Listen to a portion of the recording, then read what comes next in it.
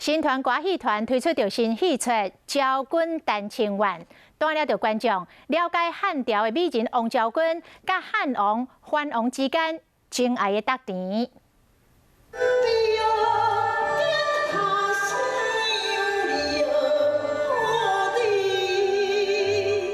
优美的唱调啊，优嫩的身段，历史美人王昭君和汉王做伙跳舞，因的小赌是昭君丹青丸的起头。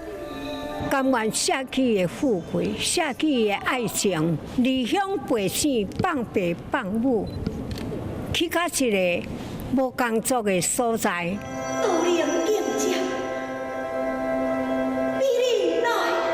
三百丹青道传奇王昭君和汉王、藩王之间的感情交结，这出戏以昭君出杀做分界，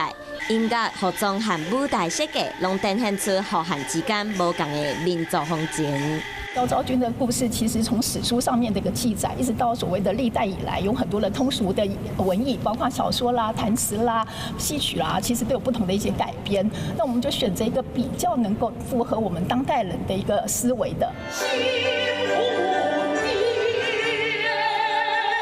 这出戏是对经典大戏《昭君和藩》改编，不但保留传统歌戏的唱调啊，嘛加入歌剧的演唱方式，为观众带来和过去无同的看戏体验。